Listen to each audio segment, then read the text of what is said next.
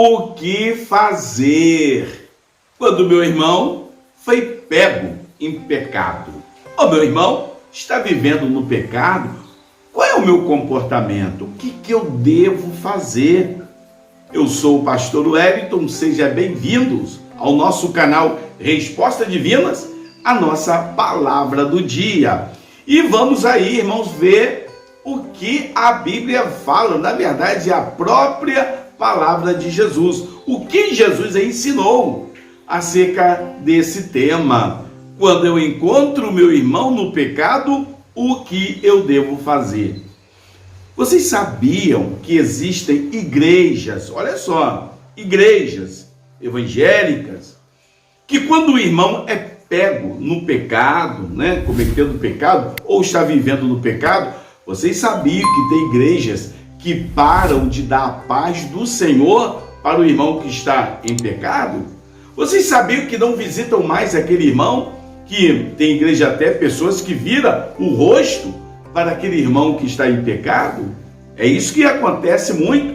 Ou as pessoas, alguns irmãos sem sabedoria, saem comentando o pecado daquele irmão, quando na verdade pode ser pecado, mas pode ser também boato, e acaba a gente cometendo uma injustiça contra a vida daquele irmão. Mas e se o irmão estiver em pecado, literalmente ele está em pecado, o que eu devo fazer? O que Jesus nos ensinou quando eu descubro que meu irmão está em pecado? A palavra do Senhor, lá em Mateus capítulo 18, versículo 15, vai nos ensinar sobre esse assunto. Mas antes da gente entrar mais, se aprofundar nesta palavra, se você está chegando agora, não é inscrito no canal, se inscreva aí, irmãos, e deixa o seu like, o seu joinha. Irmãos, a palavra do Senhor fala o seguinte: Jesus ensinando para os seus discípulos, ele disse: olha, se vocês pegarem alguém em pecado, alguém cometendo pecado, você vai a ele. A primeira coisa é ir àquele irmão e tentar de alguma forma ajudar para tirar o irmão daquela situação de pecado. A primeira coisa, se eu sei, eu vou até o irmão. De acordo com a palavra de Deus, eu não posso comentar nada com ninguém, eu não posso, como diz aí, abrir meu bico, sair espalhando, nem pedir oração, com o intuito de revelar o pecado daquele irmão. Você já observou que tem pessoas que falam assim: fulano, ora pro Bertano, olha pro fulano de tal, coitado, ele caiu da graça, ele está em pecado, ele está no mundo, ele está fazendo tal coisa assim. Pede oração com a finalidade de fazer fofoca, de divulgar o pecado do meu irmão.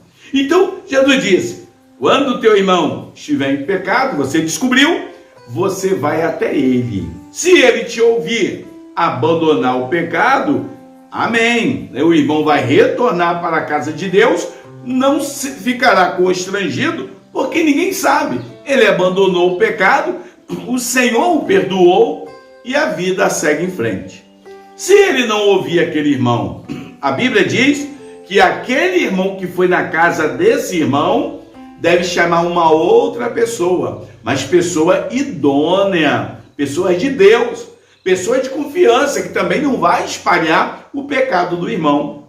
E se ele não ouvir a segunda pessoa, aí sim, leva para a igreja vai trabalhar com ele.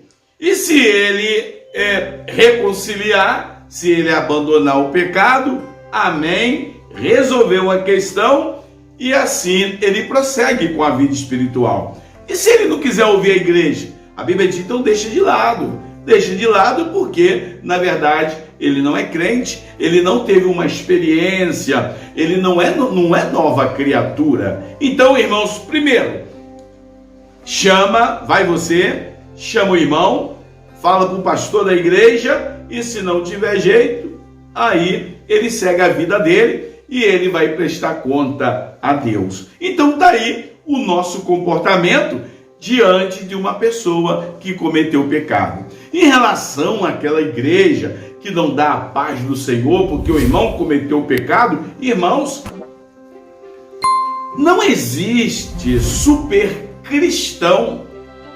Você vê na internet aí pastores, né, que se intitulava como um grande santo, né, uma pessoa impecável, chamava a atenção até das irmãs, mostrando até roupa íntima e dizendo que a irmã deveria usar tal roupa e que não deveria, caiu em pecado.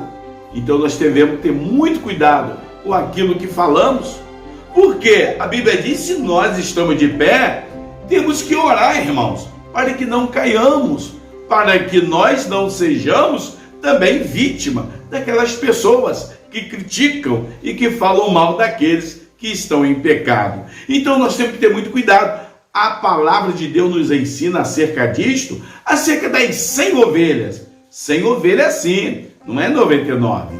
A Bíblia diz que o pastor, ele tinha 100 ovelhas. E uma ovelha desviou, extraviou, sumiu. O pastor fez o quê? Pegou as 99, colocou lá no curral e saiu em busca de uma ovelha só. Ele não abandonou a ovelha, porque a ovelha desviou, sumiu. Ele poderia dizer: eu tenho 99, o que é uma ovelha? Mas o amor do pastor é muito grande. Ele deixou a ovelha lá no redil, lá no curral, e foi atrás daquela ovelha perdida. Irmãos, é assim que tem que ser o nosso comportamento diante daquelas pessoas que estão em pecado.